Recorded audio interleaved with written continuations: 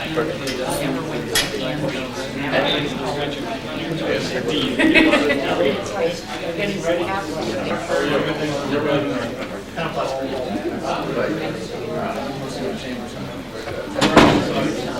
for being here today.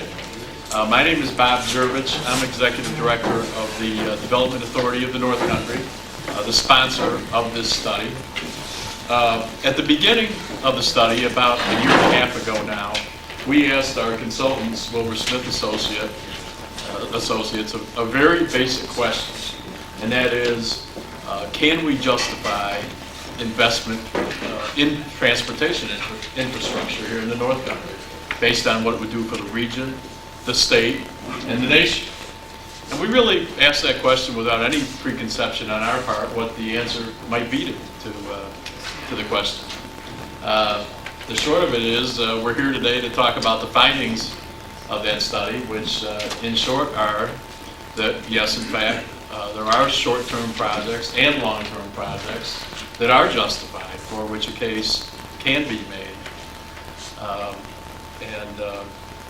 That the results of those investments would be to help make the region more competitive over time, to help create jobs and add value to our economy here in the region.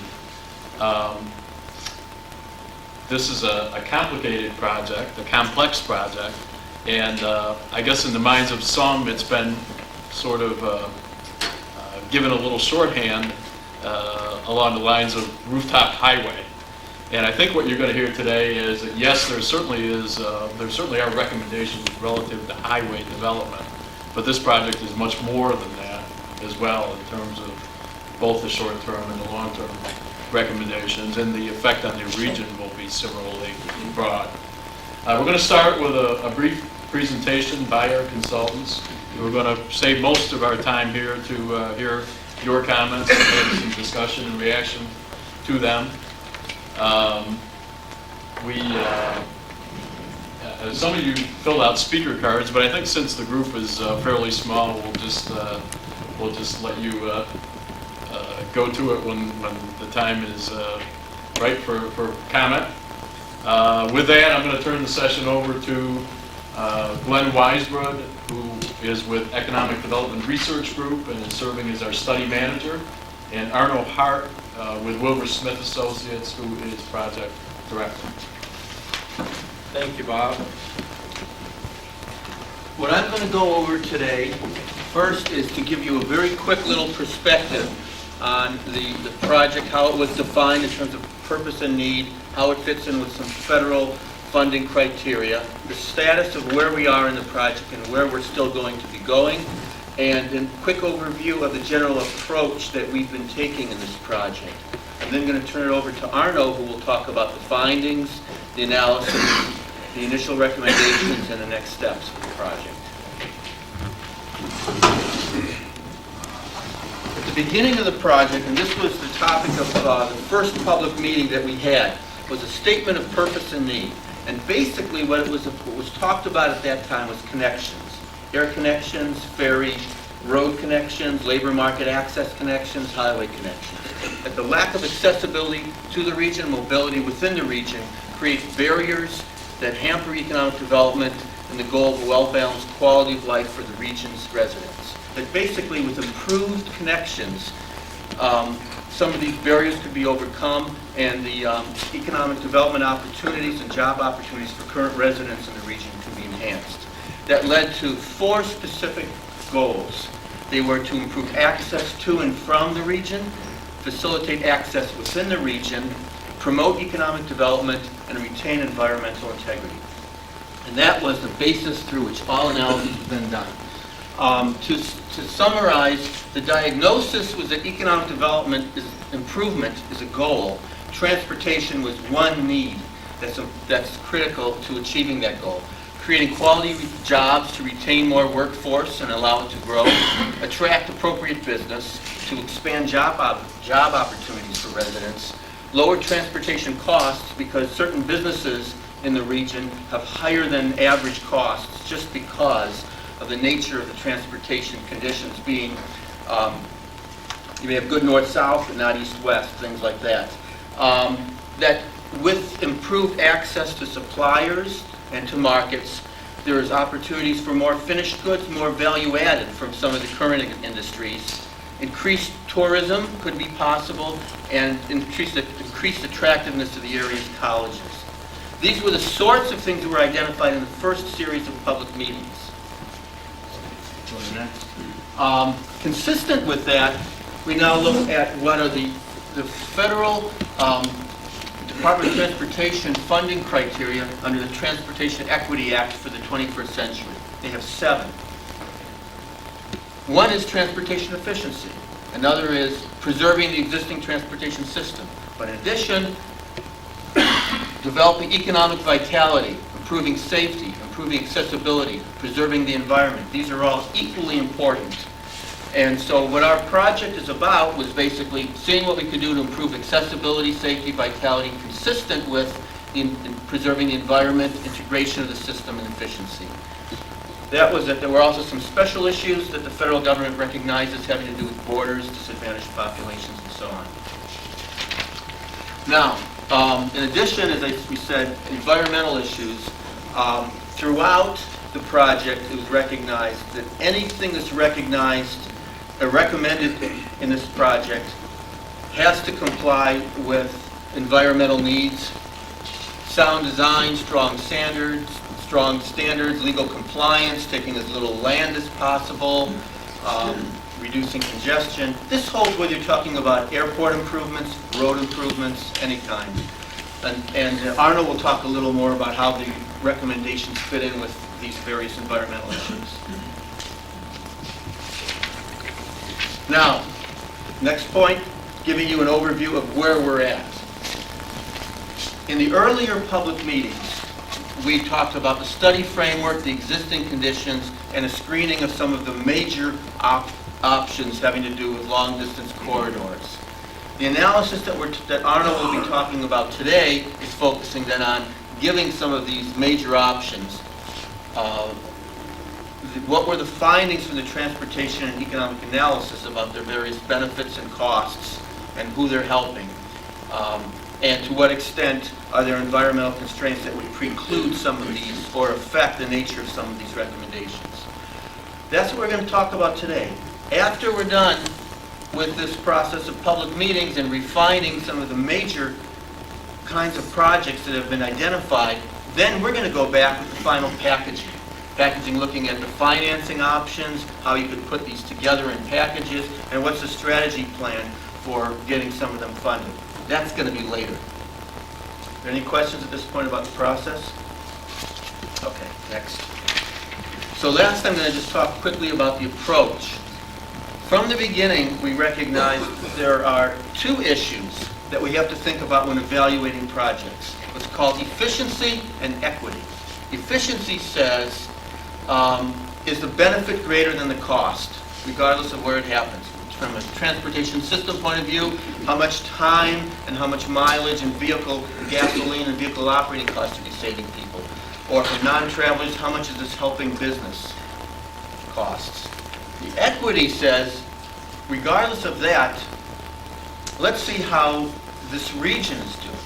Because if this region has gotten less than its fair share, a fair shake in terms of how much growth it's gotten relative to the rest of the state of New York, or how much money and investment it's had in infrastructure compared to the rest of the state of New York, then if we get a little more here, and we're just getting our fair share, you can't turn around and say, hey, well, that's at someone else's expense, because that's what's fair. That's fair from an equity point of view.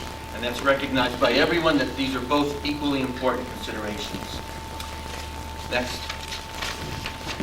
And just to give you a real quick idea, when you're talking about efficiency, as I said, travel time, operating costs, accidents, business costs. Equity, now we're talking about access to labor markets, business delivery access, tourism access, how good are the local airports, and so on. Those are the kind of measures that we've gone through in our analysis and that Arno will be reporting on. Next. My last slide is just to give you a quick overview of how these pieces fit together. We started off previously with identifying the key regional linkage alternatives. Arno will talk to you quickly about how we went through a process of looking at the costs and the benefits and the efficiency and equity effects of these various kinds of alternatives to identify what seems to be the most effective sort of long-term linkages that we want to achieve within this whole broad North Country area. And then finally, we have to identify important local projects that are consistent with these linkages that fit together in a package. And then the final step then is we have a package of short-term local projects, longer-term regional linkages, fit them all together, look in terms of the environment, the financing, and what's the kind of time phasing that makes sense for them. That's how the pieces all fit together. And with that in mind, I'm going to turn it over to Arno to give you a little bit of the details. Thank you. Thank you, Glenn. Good afternoon. I think it's afternoon. It's a pleasure being in Plattsburgh. We're coming towards the end of our study, and I've had the pleasure of coming here on several occasions, and I enjoy coming here every time. Sometimes it's been nice and warm, sometimes it's been chilly. I haven't been in February yet, so I haven't been here in the coldest part of it yet, but maybe I'll do that one day.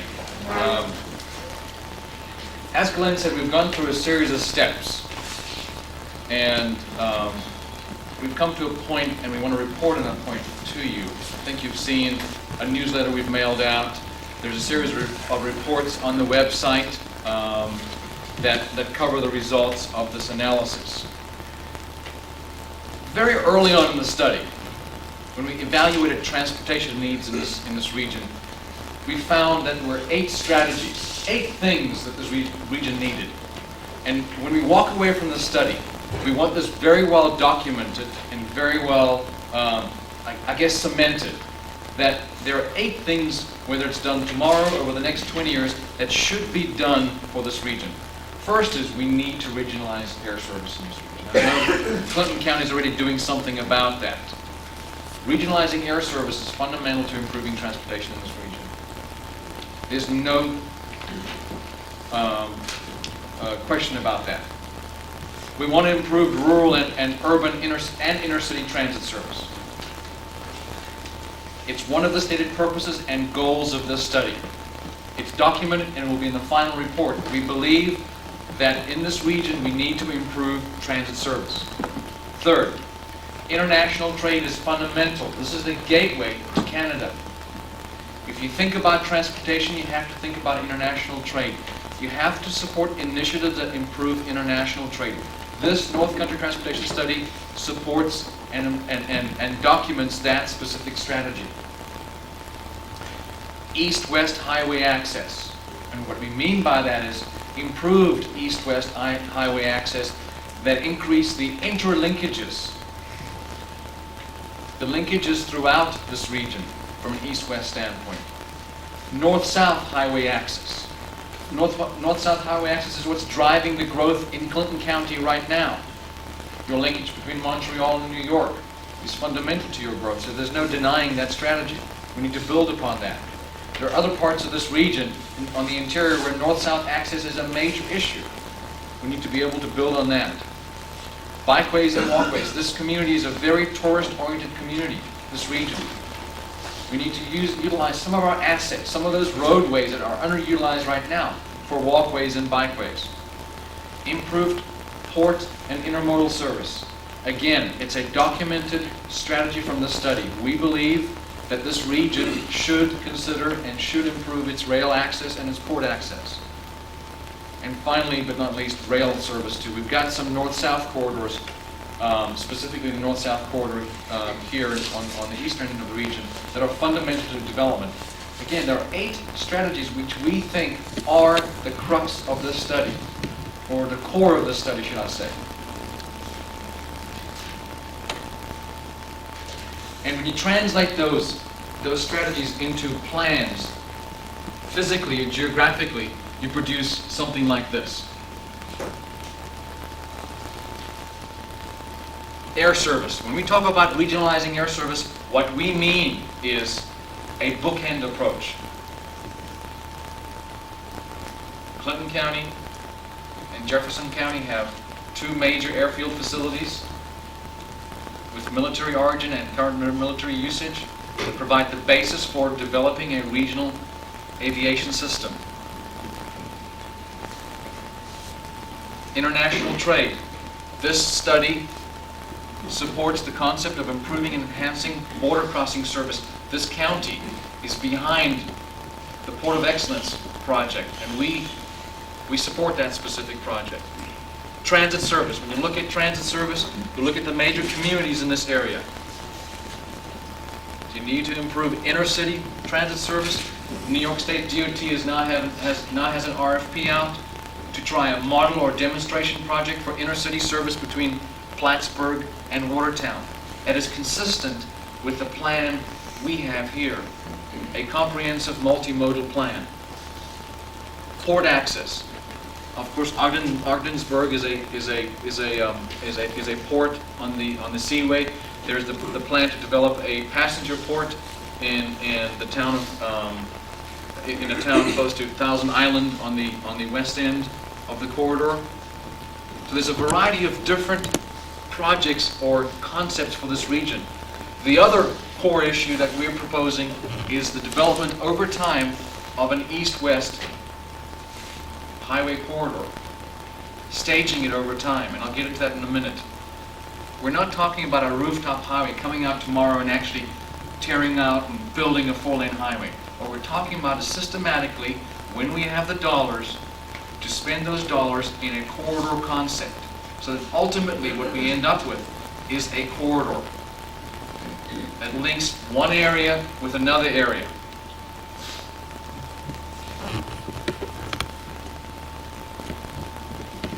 But to get there, we need to have some early starts. We need some early successes. We need to be able to build on something. Bankable projects, affordable projects, and this region obviously has some key projects. The first of all is the Port of Excellence, Champlain. Funds have been applied for. It's a major initiative that's been supported here, and it's consistent with one of the strategies we're supporting, enhancing international trade. That project is key to the success and the continued success of this region. Regionalizing air service, Clinton County, moving that airport to Park is a major initiative in this county. It is consistent with one of the strategies we're proposing in our study, regionalizing air service. Cumberland Head Connector, this east-west concept. We've got to improve our east-west access. It's one of the initiatives that are being pushed in this region, in this county, and it's consistent with our east-west concept. There's a rail line that runs along the shoreline of the lake.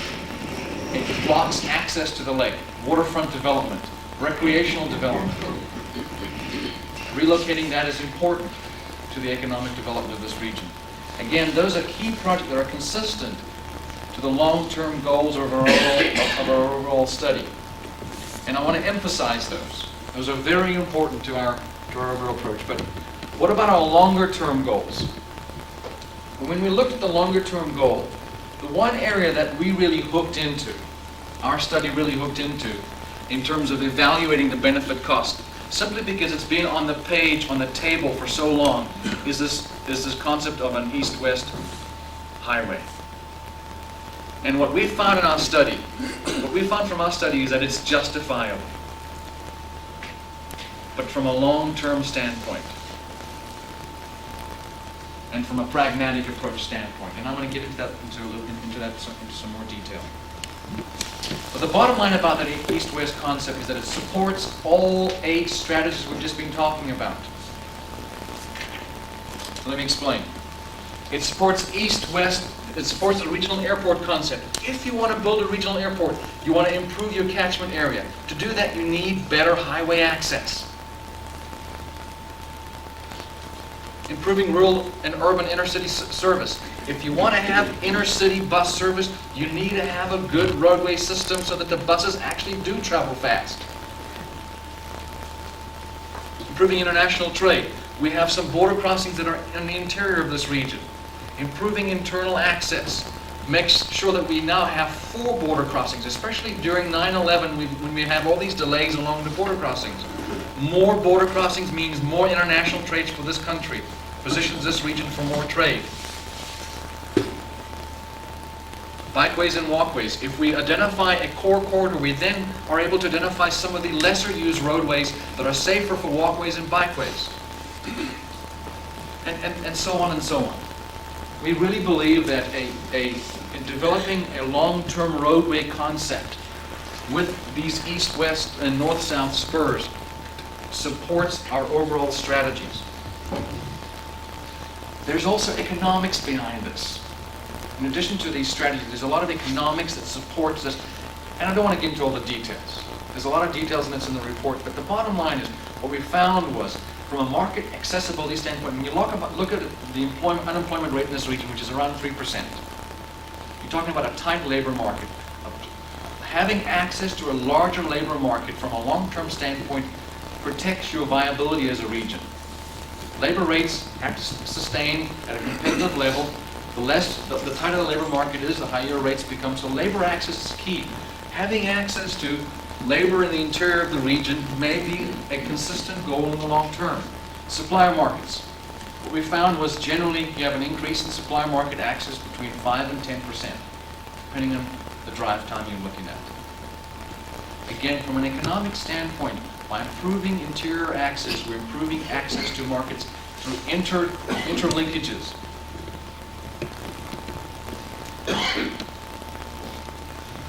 One of the more important points we want to drive in about this corridor concept is that it has to be phased.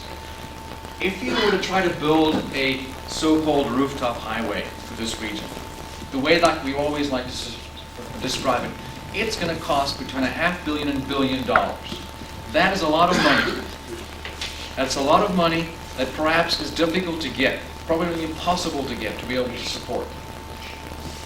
So in order to be practical, in order to achieve this idea of improving access to the interior over a phased period, we're proposing a phased approach. And by doing it, looking at your choke points, Cumberland's head connector, that's a choke point. It's a rational place to look at in terms of improvements. You have some urban areas in the interior of the region, Malone, Governor, potential areas for bypasses. Starting with those bottleneck areas are very important. Then let's go towards our linkages. Which linkages are the most important? And when we have the money, let's invest in them. But let's follow the corridor. It's a consistent plan.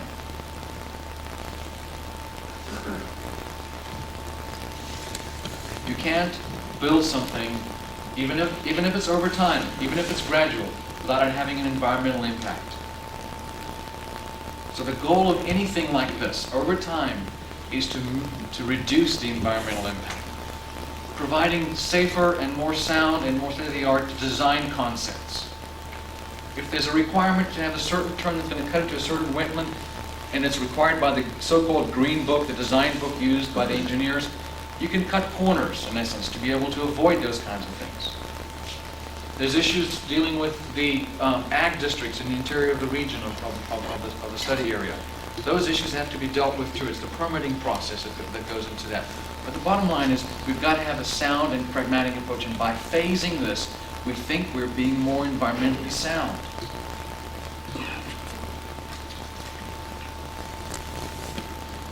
So I've talked a little bit about what we've been trying to achieve. I've talked about some of the early start projects that are fundamental to getting this through. I've talked a little bit about the long-term goals and the phasing of this. There are obviously some next steps. We can't just walk away from here and think we're done. There are some issues we still need to deal with. I just talked about some of the environmental issues. We need to study that some more. We're busy with a report on that right now. We're also working on a report on the funding issues. There's not a lot of funding. Funding requires political will, so to speak. There's a lack of resources out there, and for us to be able to get funding for this, we need to be able to work together as a group, politically, to be able to get funding at the federal level, state level, and at the local level. At the same time, we have to be able to balance our long-term needs with our short-term needs. So we need to have a funding plan, and that's what we're going to work on too. And then we also need to have an overall strategic plan, and that's what I talked about earlier. Identifying the bottleneck areas. Where does it make most sense for us to move in terms of developing our plan?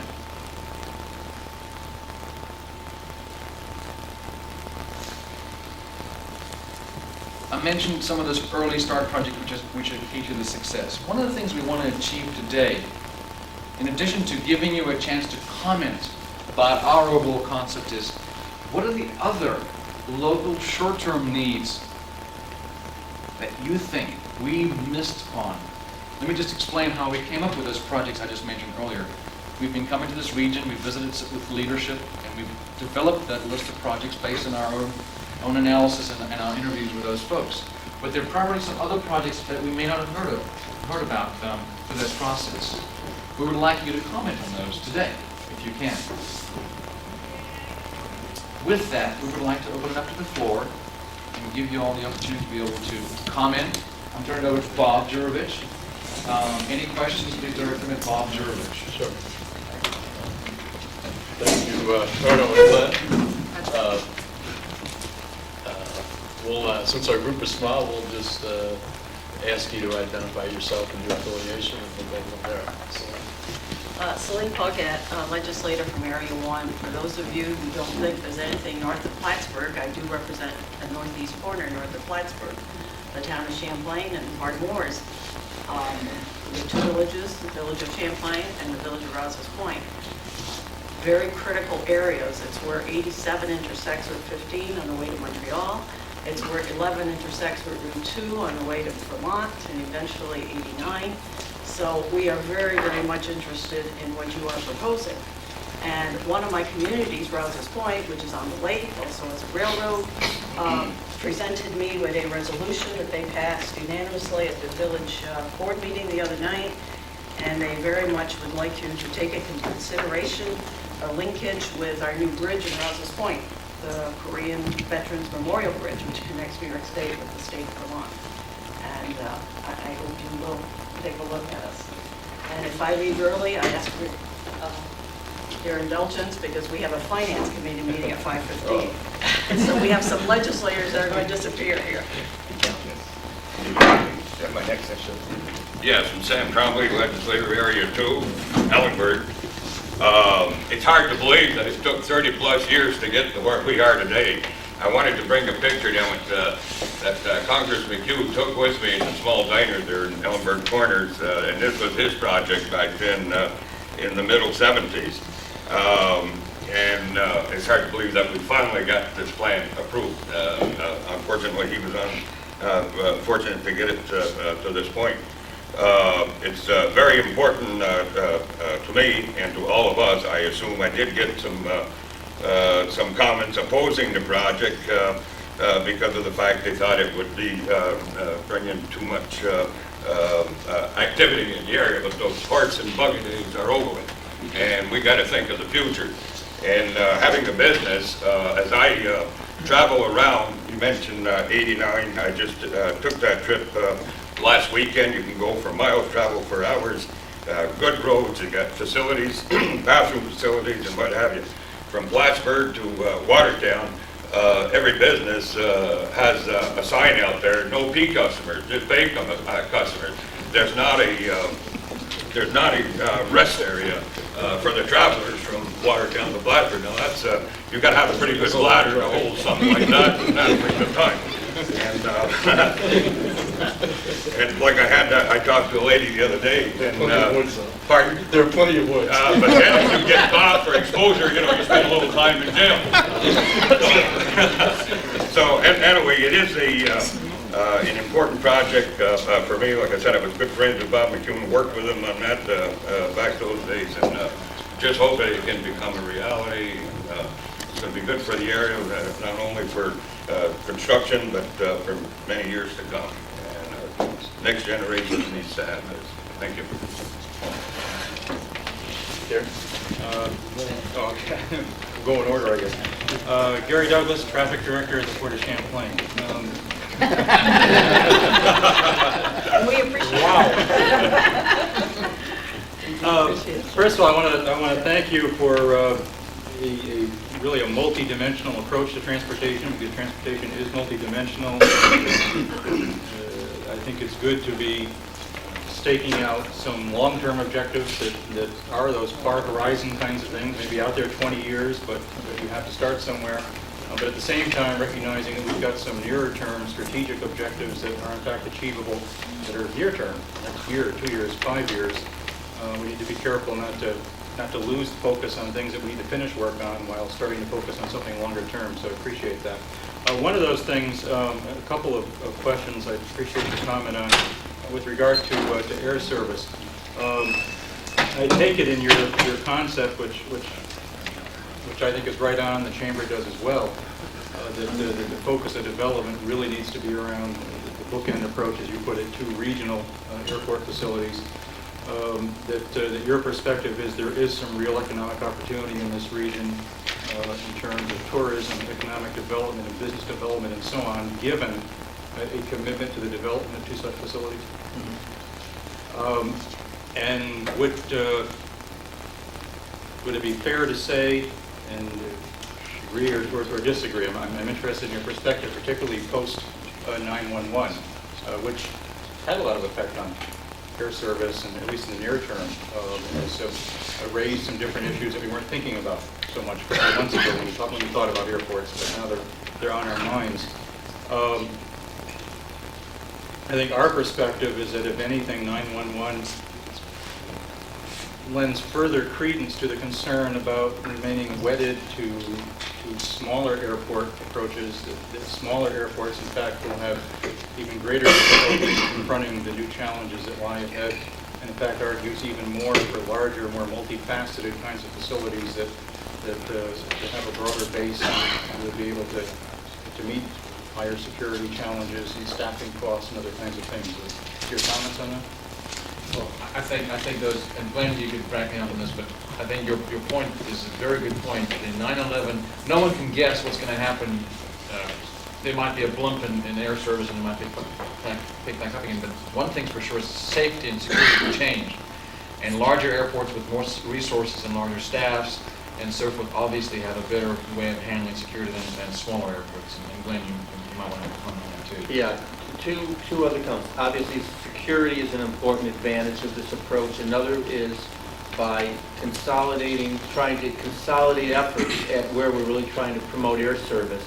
We have a better chance of succeeding in getting good air service than if it's spread out through a lot of small airports. And finally, a lot of people who currently fly in and out of Montreal or Ottawa are finding it's taking a lot longer than it used to. And that's another opportunity for improving air service. So we agree. Thank you. Make it back later, but Mayor? George Rivers, Mayor of Ross's Point. Thanksgiving on our behalf.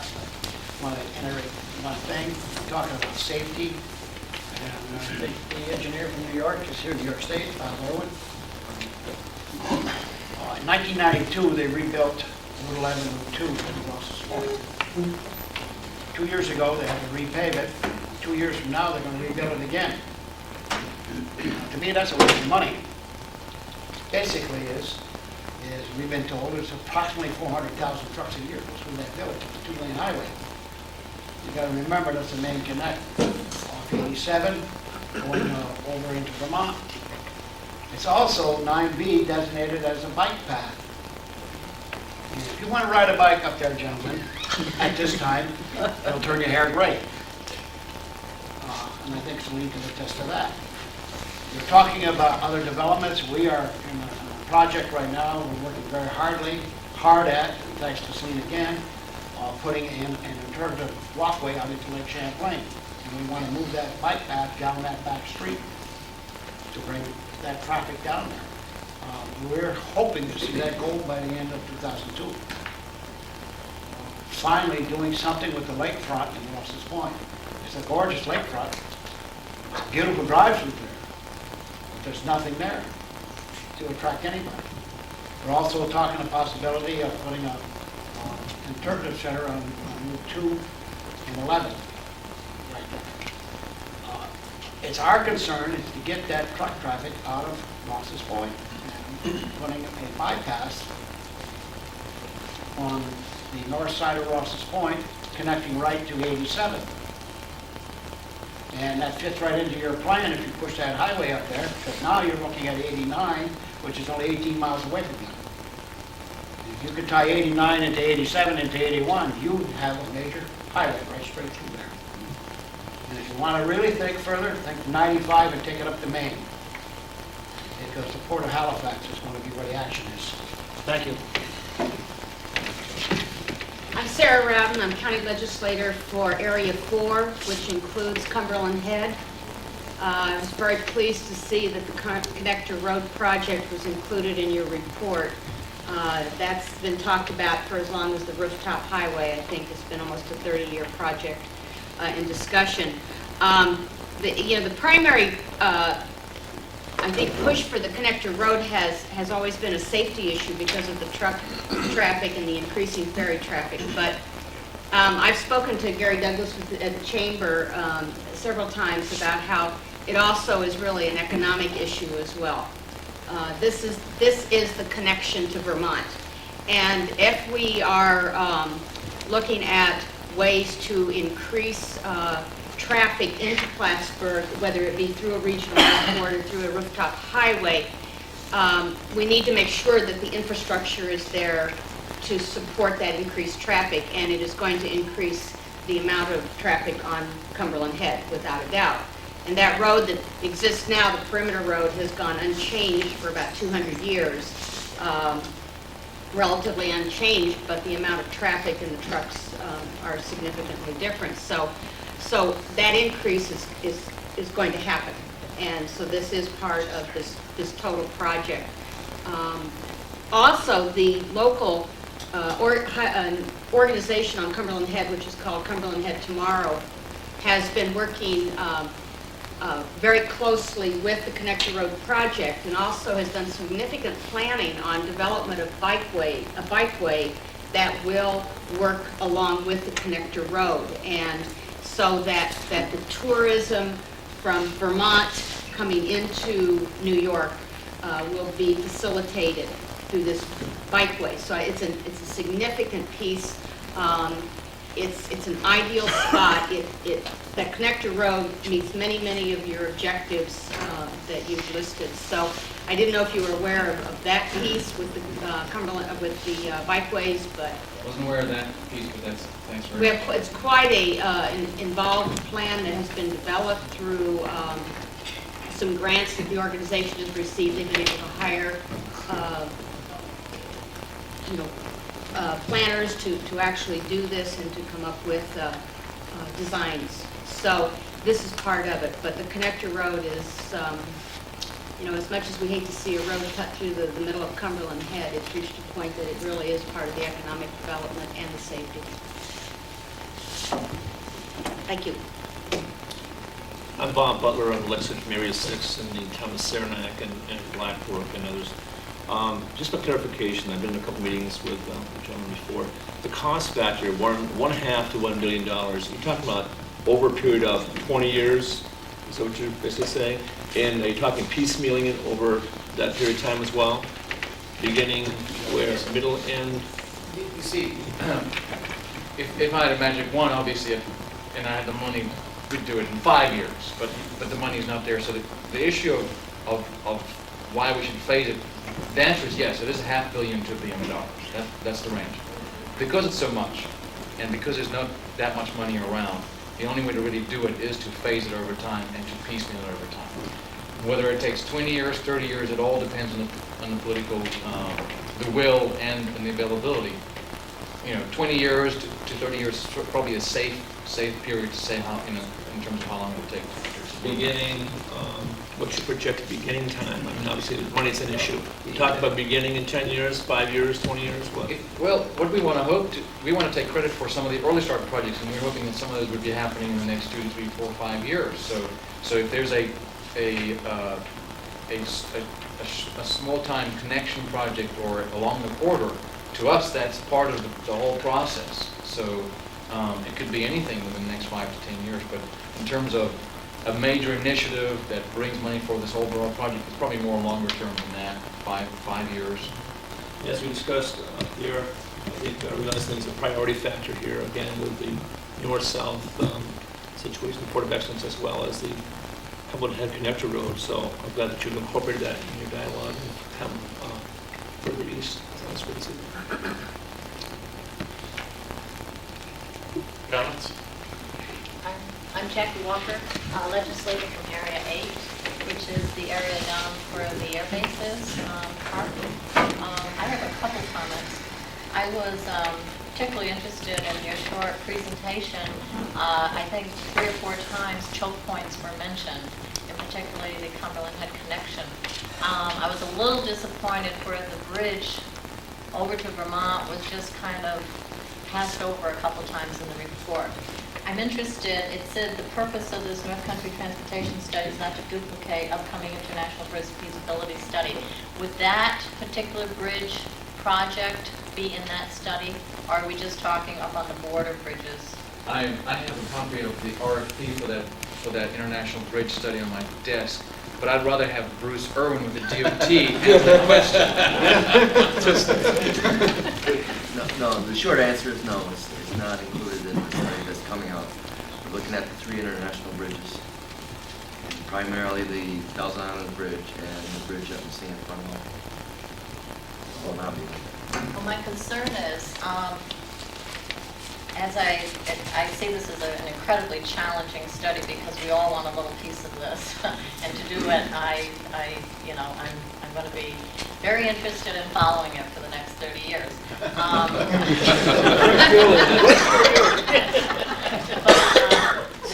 The choke point is my one particular question here.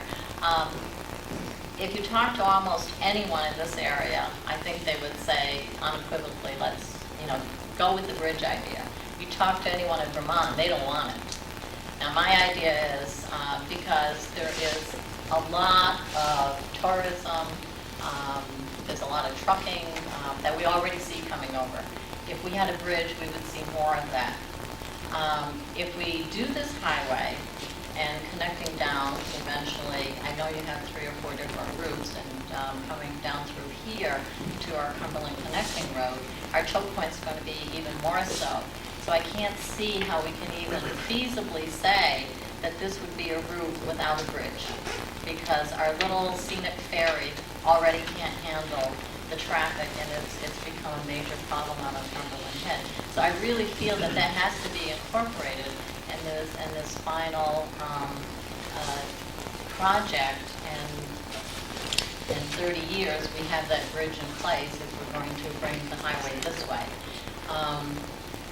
And I wonder, do you have the resources to help us bring Vermont politicians on board to see the value of building a bridge? Because as Senator Schumer said, we certainly can't go halfway. We've got to go all the way across. Thank you. I guess I'll give a little reaction to this, and maybe my consultants can help me out as well. It's a really interesting question, and you're right, quite a challenging situation. We've heard at our prior meetings at Plattsburgh similar interest in the bridge concept. And I guess our approach to date has been kind of twofold. One, that I think there's been a lot of discussion that a corridor concept, strengthening a corridor concept, is probably almost a precondition to being able to justify a bridge. Similarly, I think most of you are aware that there are corridor efforts going on in New England, based primarily in Maine, folks who are advocating for similar east-west connections. And I guess the thought here has been that as our corridor concept matures over time, and based on how the folks in Maine and New England do over time with their concept, that there may in fact at some point be justification to looking at a bridge. But I think the short answer is we've seen that as sort of a second step, if you will, as as our work goes along and the work follows a parallel course in New England. You want to?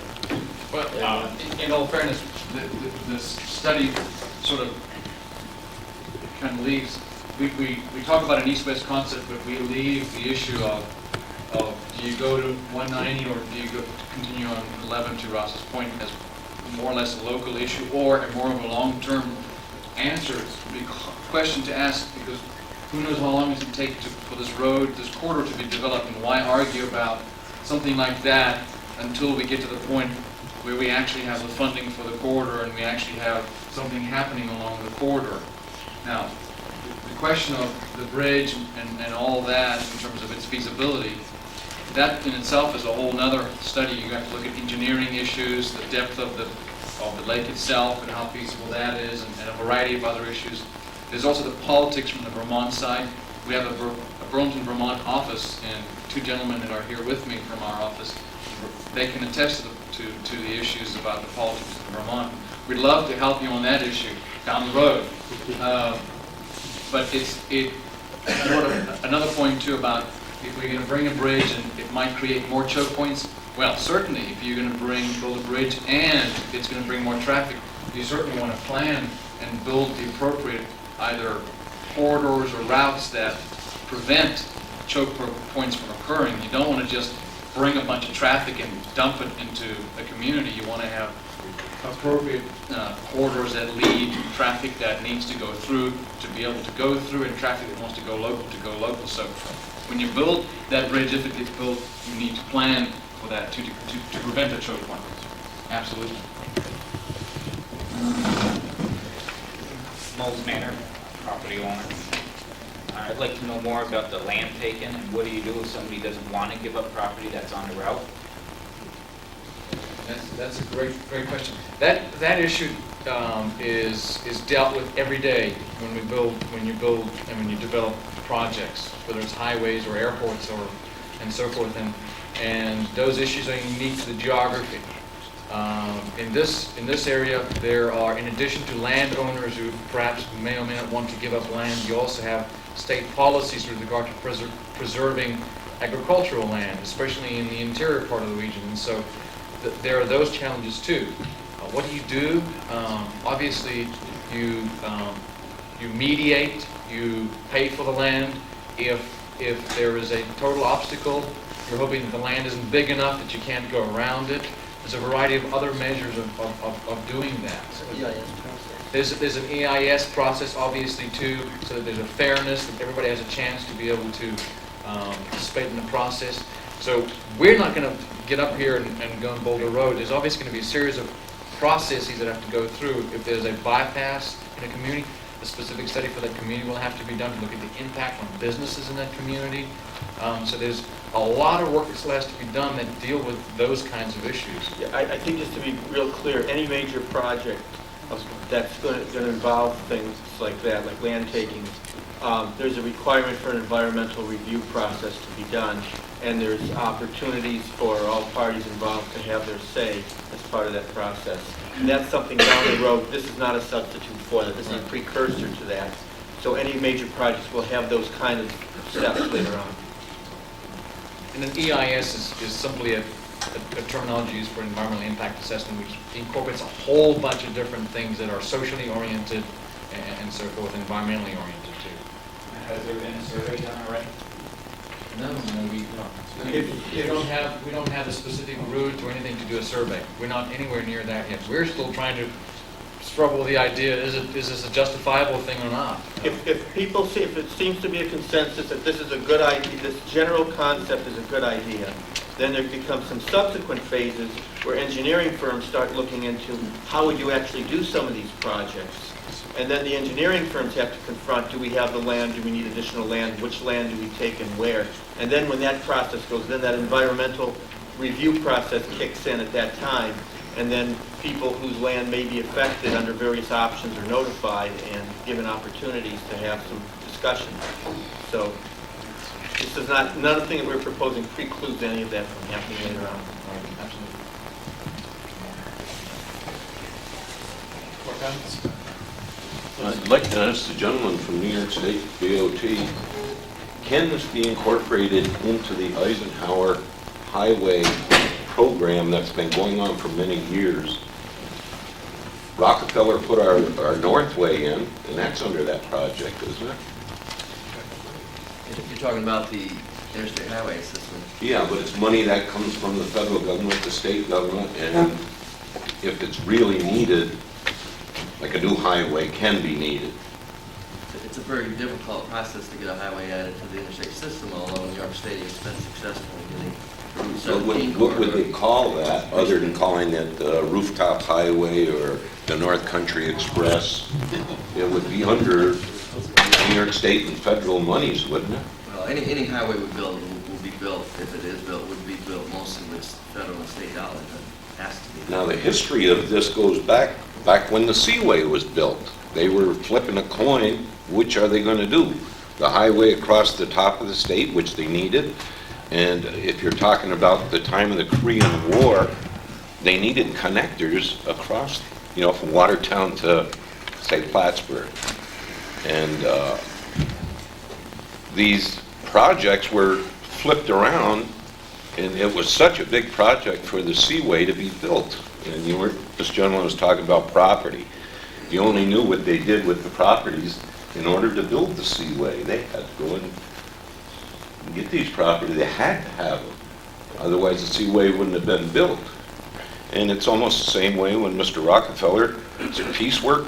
He started building one section at a time, putting it to use, getting another section. Back then, they used to call it the $1 million a mile. Now, it's very different now. You were talking $500 million to $1 billion. Now, that's 500 million in between that amount. But it would be a very expensive ordeal going across the north, but it would be very great for the North Country to have one going across from, say, now, you can't say just Plattsburgh. You're not going to start a highway right at Plattsburgh and go right to Watertown. Now, that last section you got, it's going down to Lowellville. The arrow, the green arrow going south. What is that for? Well, Is that connecting Camp Drum to... great question. There were two things that the study found, was the north-south and east-west axis was the problem. You've got great north-south access here, but in the interior of the region, there's not good north-south access. So we looked at something like going down here, something that goes down from Messina, 56 to 30, and we looked at something from Malone, 30 on down through here. Well, very quickly, these two routes go right through the Adirondack, and that's a fatal flaw. We just dropped those. So what was left was this Route 812, Route 12 kind of concept, tying down to Utica. The Utica to Montreal corridor, if you want to call it that.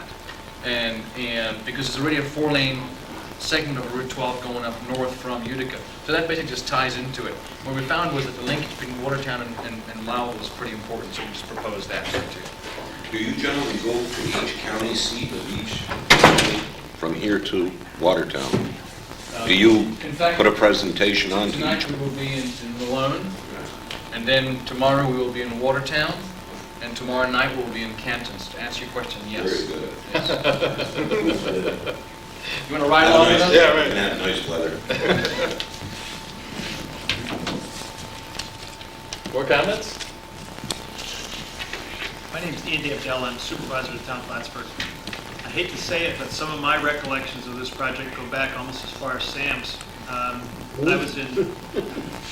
was in Potsdam in 1971 and met Bob McEwen, and he talked a little bit about this concept of a highway connecting Watertown and Plattsburgh, strictly for the purposes of economic development. And that's still what this is about, the lack of good transportation between Plattsburgh and Watertown.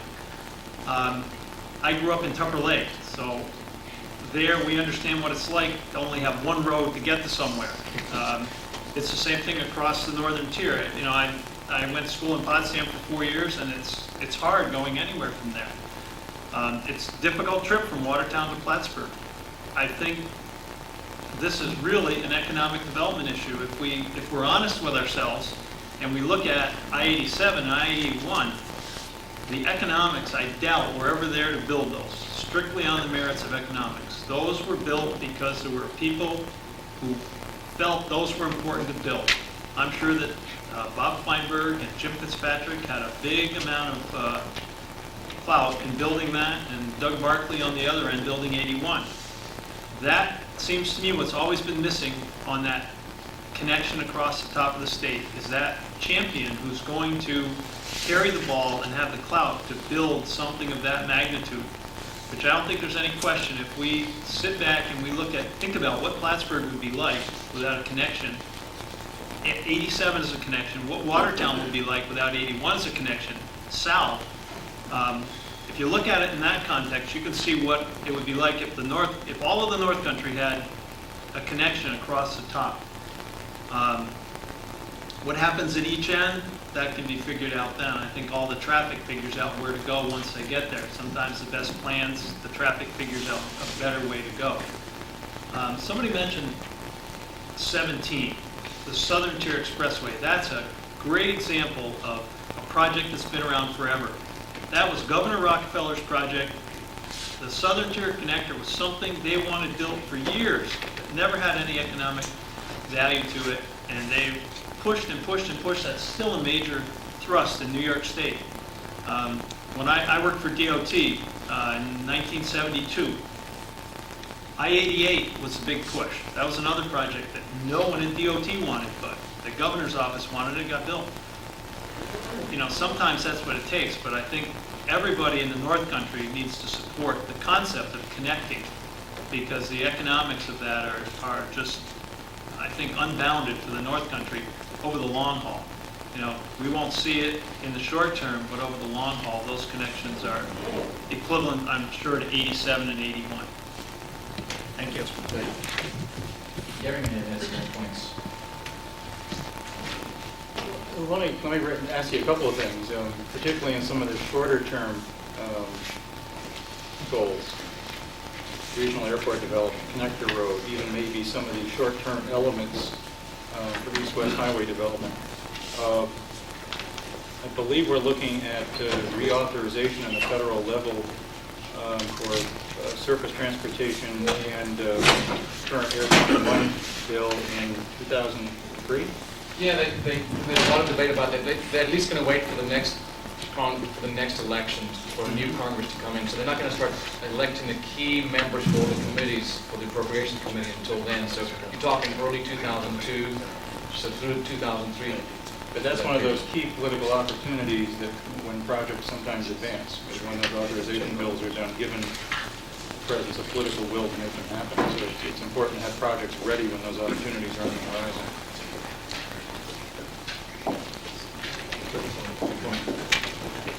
Anyone else? I got a quick question, Calvin Castine, Town of Champlain. I think from what I heard, what I've heard other people say here, we're not all hearing the same thing.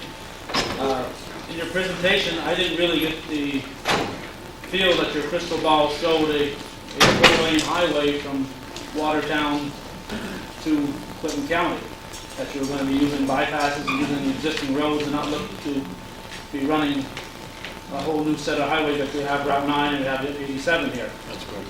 You're not looking to replace Route 11 with a four-lane highway.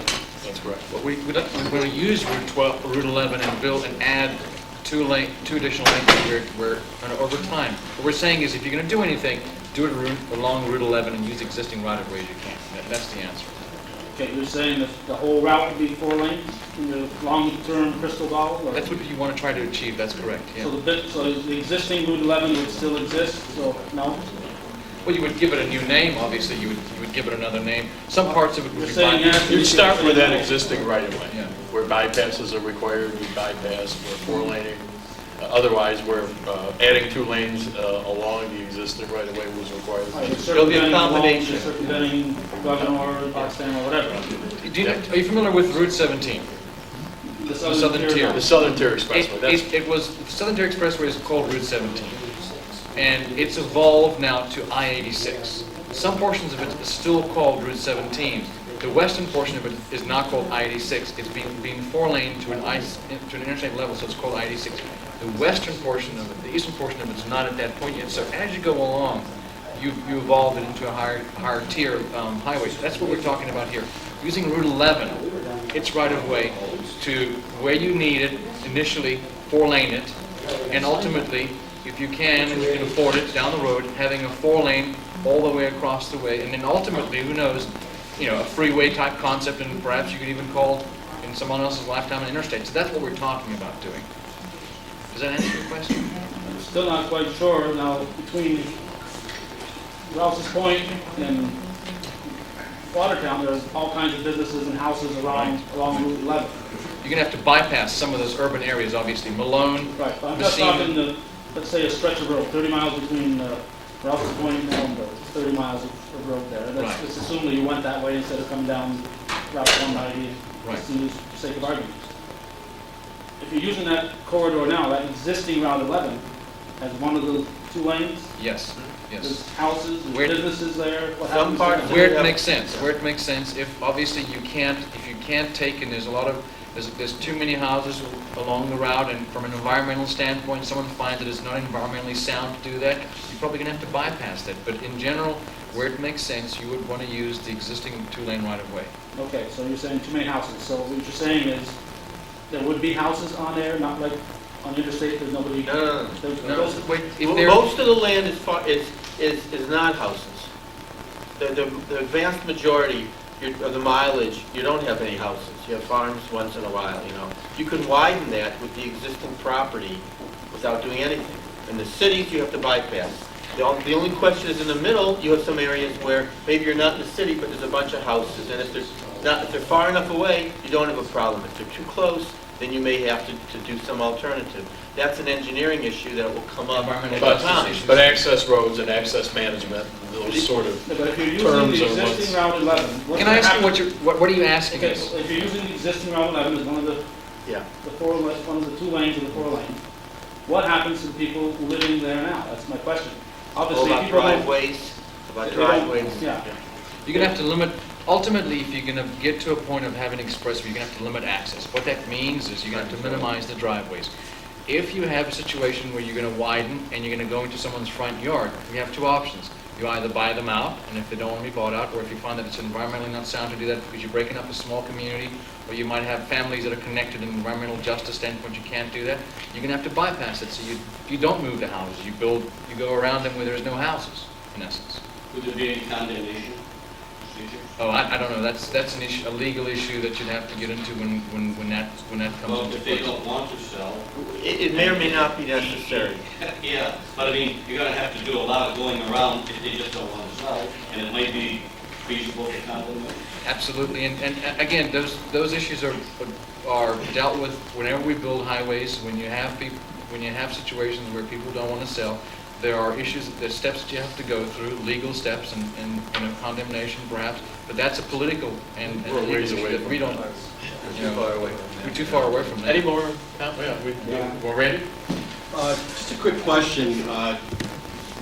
Looking at this project, and you've spent many months working on it, you're looking at a tremendous cost.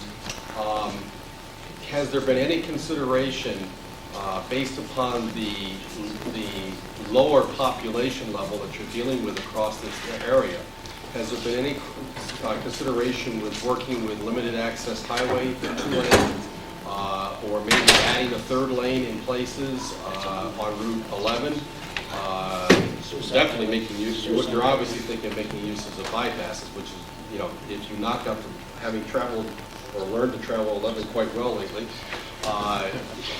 the towns and the small villages or the bigger villages are obviously a problem and a bottleneck, and of course one of your biggest bottlenecks is your connection with 89 at the other end. I mean, it just is not a good connection. But it seems to me, rather than building 4 lane, based upon a lower population, that you would look at the possibility of doing something like 374 out here with a limited access highway, which has proven, I can remember when it was built 20-some years ago, that everybody laughed at it, but there isn't anybody in here who travels between Plattsburgh and the West. that doesn't think that 374 is the best thing ever happened to them, because it's a hell of a lot better than traveling Route 3. And it's basically a minimum access two-lane highway with long stretches of straightaway that you can pass slow-moving trucks, et cetera. And I think it's a known fact that it's a lot cheaper to build a two-lane highway than it is to build a four-lane. And you can also, 374 can then set up so that it can be widened to a four-lane if it's needed. In fact, it was designed that way. But it would seem to me this would be a good way to look at this, because you do have a question of justification of dollars to the population and to the traffic. And it'll definitely be a tremendous economic impact that's good for the area. There isn't any question about it, but it's getting those federal dollars. I think the comments you're making are all very valid. I mean, looking at free laning in some areas initially, probably the best thing you can do. Part of the phasing plan. Yeah, it's part of the phasing. There's a Super 2 concept that people talk about all the time.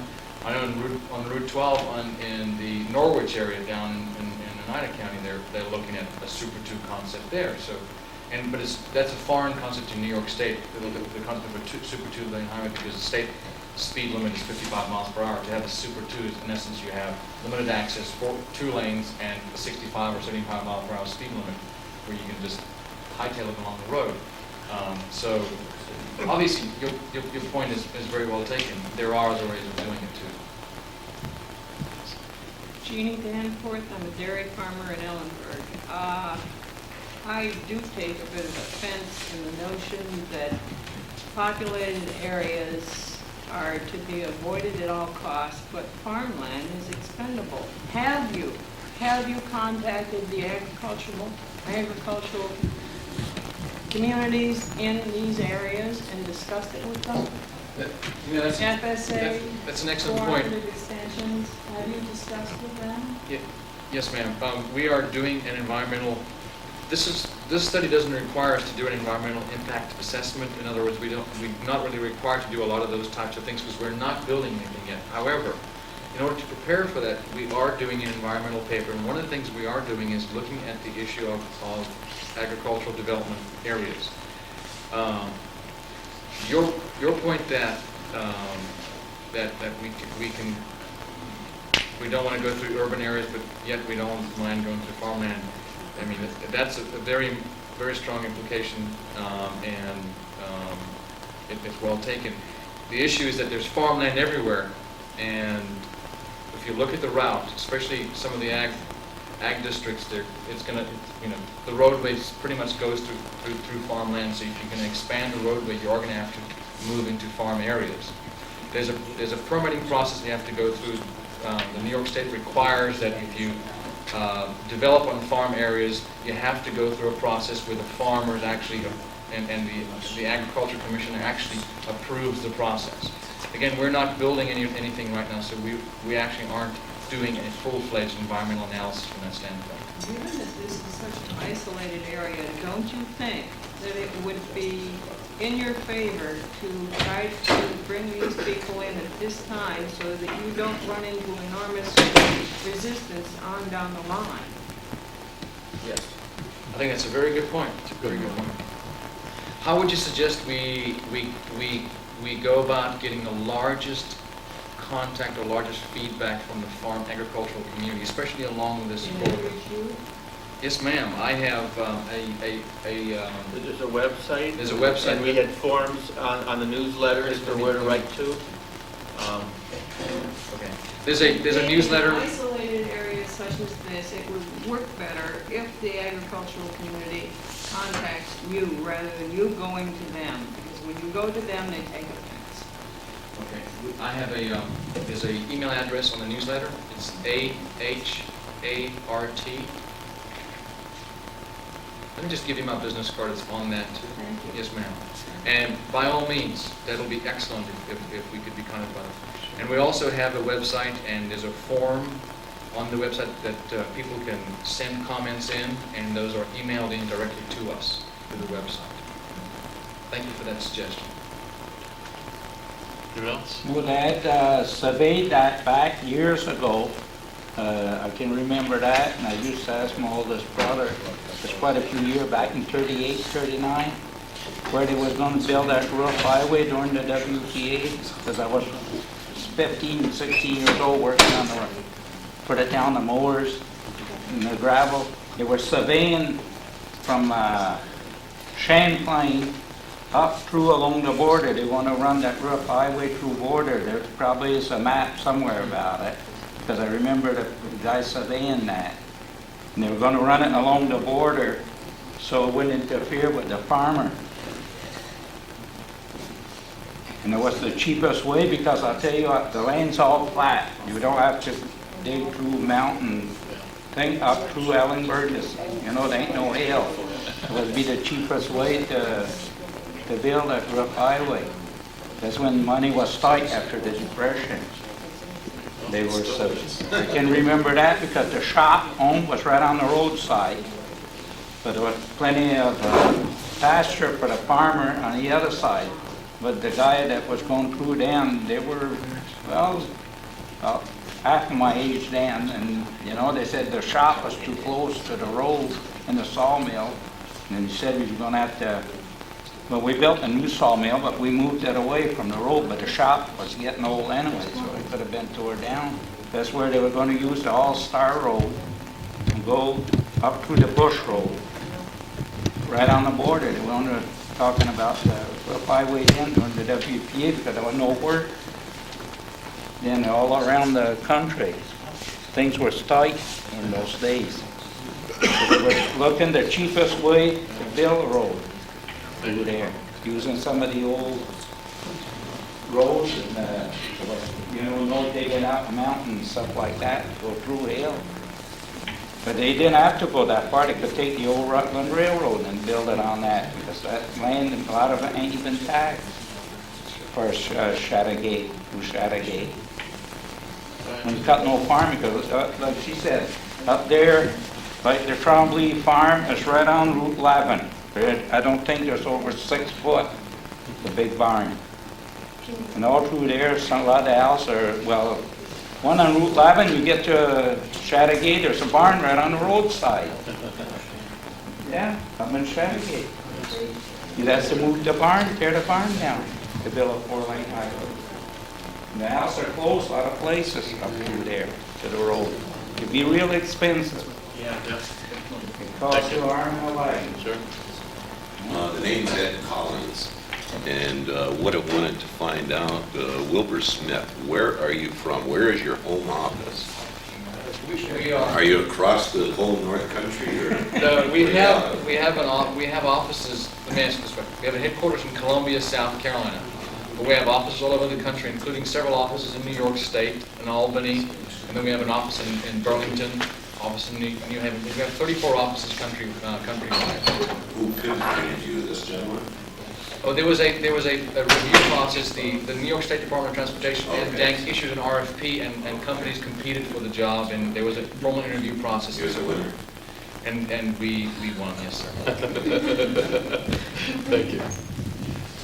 Everybody said what they have on their mind. We really appreciate you being here, appreciate your comments.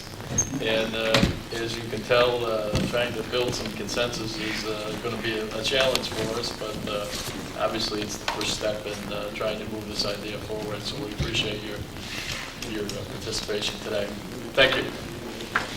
Thank you very much. Yeah.